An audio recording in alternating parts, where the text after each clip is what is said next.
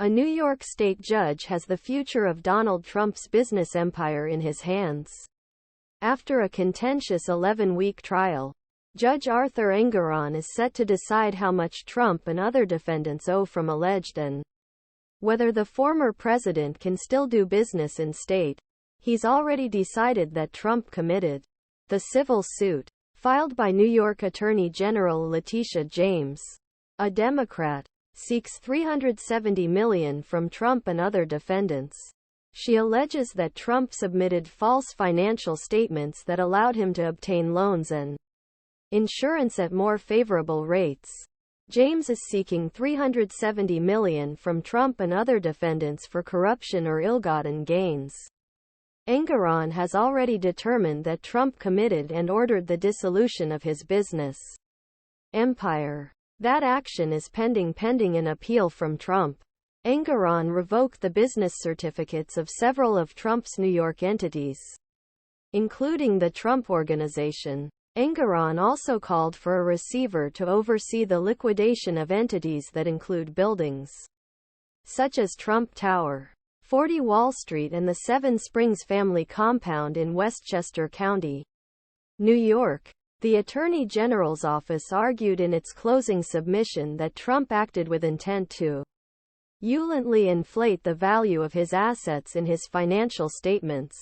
Attorney General Andrew Amer said Trump was responsible for Trump Org's behavior and said, "The problem remains with him."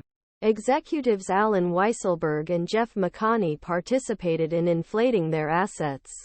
Trump was certainly in the cycle of reviewing and approving the statements, Mr. Amer said. The court must infer that he acted with violent intent based on his extensive knowledge of these entities. How hard will Engoron be? During hearing, conflicts between the judge, Trump and former president's lawyers flared up repeatedly. Trump's social media messages and comments outside the court even led to partial speech bans and fines. Engoron included quotes during the hearing and in two written decisions against Trump, and did not hold back in criticizing the former president.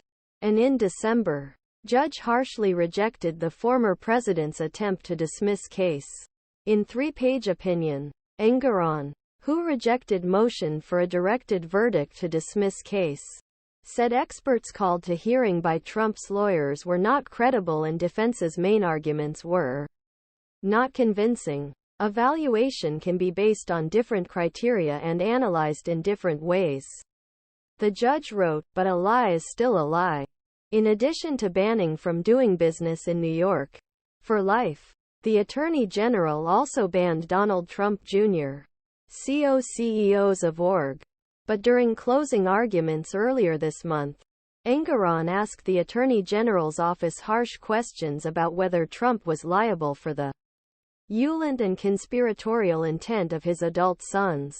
What evidence do you have that they knew it was? I just didn't see it, Engoron asked. Trump turned the civil trial into a series